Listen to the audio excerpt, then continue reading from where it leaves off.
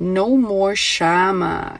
What is up, ladies and gents? It's your boy Jermaine Event, main on MMA, and today, I'm like, what looks different right now?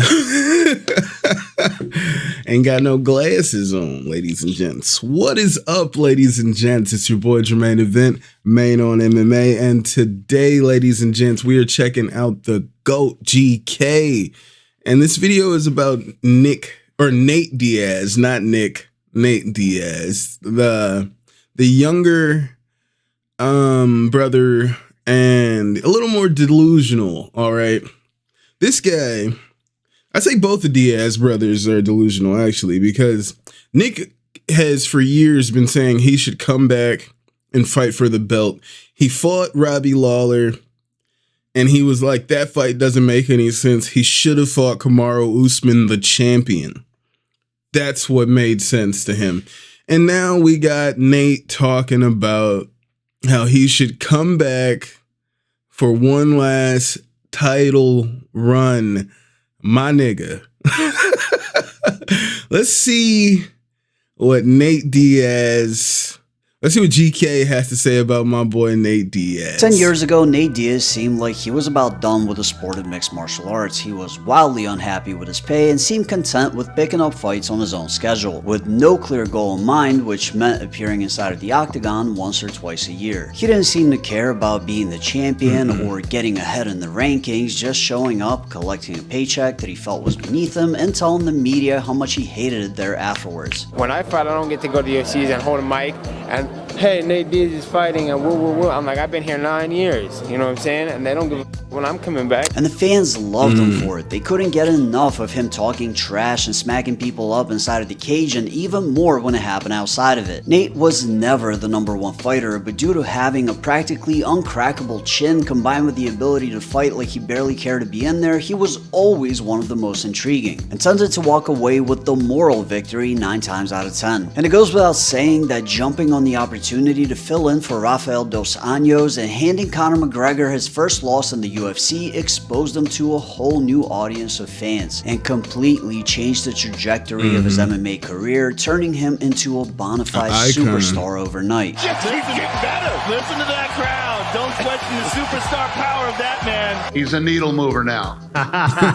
But all of the things that made him so especially, I remember when he said he wasn't a needle mover, and then I went to that show in Anaheim when he fought Anthony Pettis. When that man went on the camera, that whole arena erupted, dude. I've never heard an ovation out of any live fight I've been to.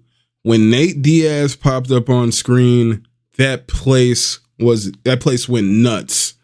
Back then are starting to have the opposite effect now that he's less than a month away from turning 40 and realistically at the tail end of his career. And hearing him talk about how he finally wants to secure a UFC title now just makes him come across as completely delusional and a little bit annoying. Well, everybody's boring right now, so I'm trying to do other for the moment, but I want to go back and get a UFC title. So is that in the works right now? Yeah, well, right now there's nobody that's at an like, I don't really, who's the champion right now? 170. See? Hello, nigga. Exactly. That's what I'm saying. Would you immediately call out the champion, or is there someone specifically you want to fight? It's about buzz and who's popping and who's doing something. And right now, there's nobody doing UFC. I'm a Nate Diaz fan and always will be, but the objective reality is that he wasn't good enough to become champion when he was in his prime. So he's definitely not going to be able to do it now, especially with how much the sport has evolved, while his own physical ability has clearly declined. He's looked extremely slow and sluggish for a long time now, getting by on his durability and playing to the crowd while having brief moments that were later clipped out of context, making him look a lot better than he actually was. But if we really... He got battered in that fight against Leon. It was uncomfortable. And then he had that one moment that was like, come on, Nate. But yeah, he got battered in that fight. Get down to the nitty gritty, all of that is essentially irrelevant. Because even if he was somehow physically able to compete, he will never get the opportunity because he committed the cardinal sin of walking away from the UFC to box Jake Paul. And I feel like a lot of MMA fighters don't appreciate how big of a deal that actually is, because a big part of the reason why Dana White hates Jake Paul as much as he does isn't just because Jake has thrown shots at him in the past, but more so because with every former UFC fighter he's watering down the product, away at the legitimacy of MMA as a whole, devaluing the sport and making it look weak, low skill, and easy to compete in. I'm gonna take it from you. I'm gonna show a real fighter. You haven't done this. This is me. Welcome to the sport. Shut the knuckle boxing. Literally shut the up. We both beat two UFC world champions. MMA fighters are meaningless. Jake, you guys I'll are give all you credit. pussies. We equal. Every single MMA fighter is a wrong. pussy, and you can't box for shit. Don't give me And when I any try to credit. fight y'all in MMA, y'all don't do it. And sure, hardcore MMA fans will frame those victories as being illegitimate because the fighters he faced were either too old, too small, or used grappling as their primary form of martial arts. But realistically, it's hard to deny that watching a I'm not gonna lie, I don't hate Jake Paul. YouTuber with only a couple of years of boxing training knock out established UFC fighters is a horrible look for the sport of mixed martial arts. The best example of that is Tyron Woodley, who had set up a legitimate claim for being one of the greatest welterweights in history just a couple of years prior to boxing Jake Paul. And if he were to be led back into the UFC now, the first thing everyone would do, fighters and fans alike, is harp on the fact that he got absolutely decimated by a YouTuber, regardless of the context. And if he managed to actually look good again, the validity of MMA as a whole would immediately come into question, and Jake Paul himself would definitely fan the flames. Therefore, the only thing UFC wants to do now is forget that he exists, just like they would with any fighter that lost to Jake, or any influencer for that matter. That's why the potential boxing match between Logan Paul and Conor McGregor was recently shut down hard by Dana White, even though both are under a TKO umbrella. And it would have been financed by a third party, making it extremely financially viable. I see no reason why this fight can't happen. I feel like Conor's never going to fight again. If you could actually get him to get in the ring and box Logan Paul, then that's probably the last bit of money you can make off of Conor McGregor in this arena. I feel like he's done a great job of himself diminishing his value, in the sport. He's done a great job. I've muted him on social media. I don't even care for Conor.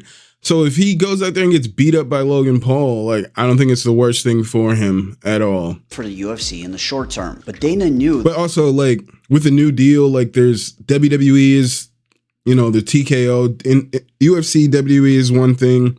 Now they're talking about they're going to do events because they got the boxing, right? They're going to do full events where it's WWE, UFC, and boxing all in one night, which is crazy. The UFC events are 3, 4. I'm usually there 8 hours, right?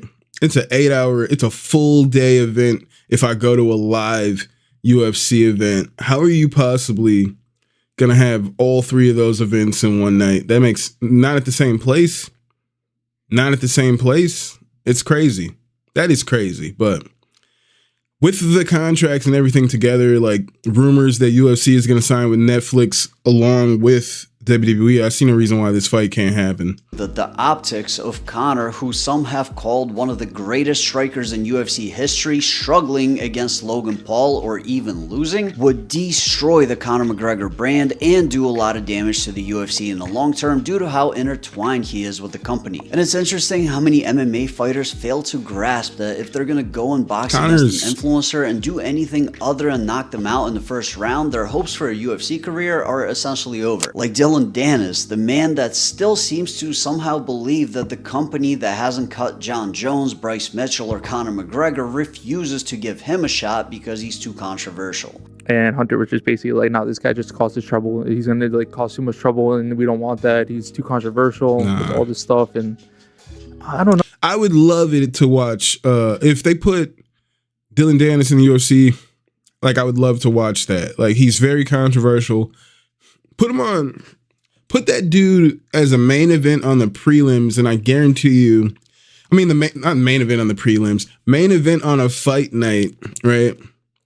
Put that dude as a main event fight night Apex, and I guarantee you that's the most watched Apex card that we've seen, other than like the pay-per-views during the COVID time that took place in there. Just a regular fight night. Put Dylan Dennis in the main event. I guarantee you most watched UFC fight night of all time. No, like the exact words. I have all the messages, but basically just saying that I'm gonna go in and make all this like hoo-ha and not fight or something like that. And he's saying like I need to prove that I'm gonna fight in MMA because I just too much of a liability if I hit someone on stage or all this stuff. And I'm like, at the end of the day, you guys want that, even though I'm not gonna do that because like these side shows are like kind of, they're known for being a circus and me doing that.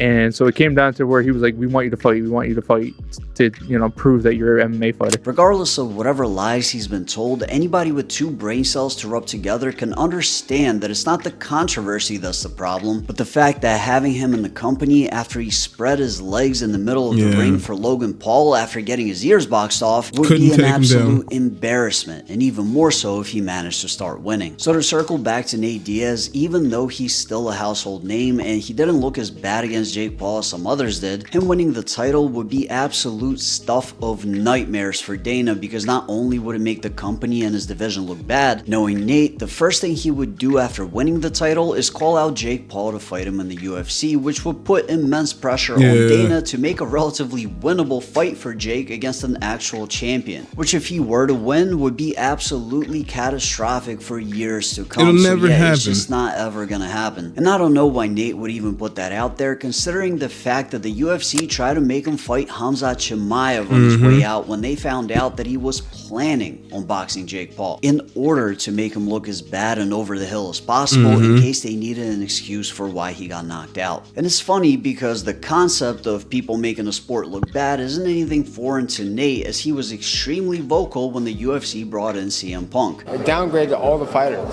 and everybody acting excited about it. Congratulations, CM Punk. Congratulations, this guy's coming. But it's like, if I want to, I can't go. If I want to, I can't go play in the NBA. And even Stephen Struth's begging, he can't go play in the NBA if he wants to, because he feels like making a change. For a publicity thing, they wouldn't pay him no money, and they wouldn't even let him play. It's ridiculous.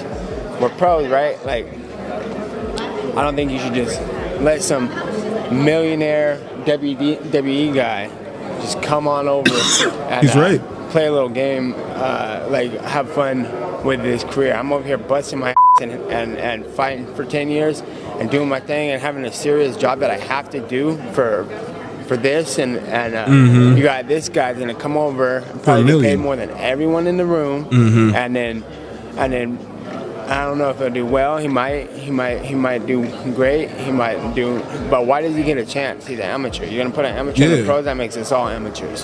So I think it's ridiculous. Facts. And so as far as I'm concerned, him. Shout out to CM Punk though. I met him a couple times. He's the nicest guy. The whole situation, and anybody who takes a fight is tripping. So he should be able to understand perfectly well why what he's saying is so delusional. And I didn't meet CM Punk at no fucking meet and greet.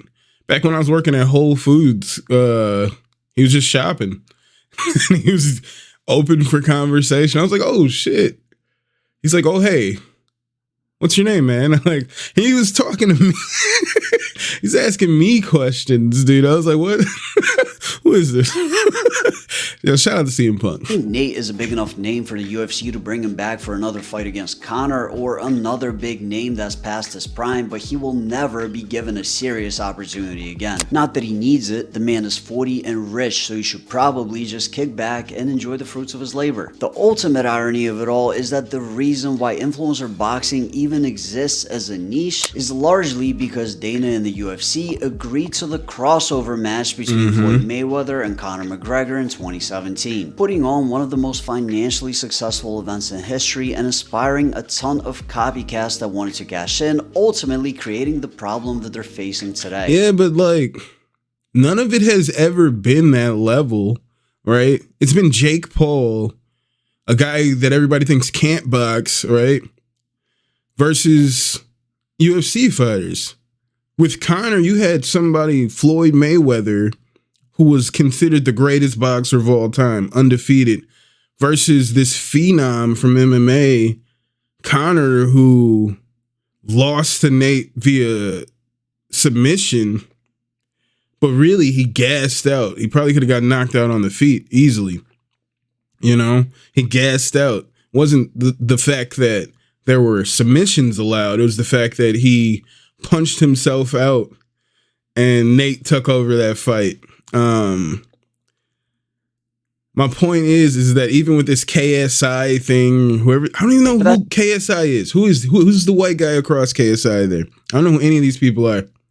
You know, they're saying that the influencer boxing is a result of the whole Conor Floyd, but nothing has ever been on that level. If it was Canelo versus Kamaru, maybe you're like, why would they do that? Because that's similar. You got a dude who's a star in MMA. Like back when Kamaru was the champion, right? If you had a dominant champion like Kamaru call out Canelo as he did, if that fight happened, I'd say that's not the level of Floyd versus Conor, because Floyd already beat Canelo, so you know it's levels. But that's a huge fight between a top boxer and a guy we see as a top MMA guy. We've never seen that again. We've seen Jake Paul, the guy from Disney that everybody thinks can't do these things, somehow shocking us all and knocking out our favorite fighters. But it's just my opinion. Let me know what you think in the comments down below. I know like who's the video done. if you liked it, and if you want to see more videos like this, hit the subscribe button. Shout out to GeeKay, man. As I was saying, dope video. Nothing has been on that level, as I was just saying. Nate Diaz is definitely delusional. I don't think he has a title run in him. I think if he did have a title run in him, it would have been maybe 10 years ago. He's about to be 40. All right, he's about to turn 40. And if the UFC wasn't bitches about people smoking weed and suspending his brother for what was it, 3-5 years? They suspended his brother for a positive marijuana test. You know, a lot of nonsense. And Nate is definitely delusional if he thinks he has a title run. It was a long shot back when Nate was in his prime, if you will.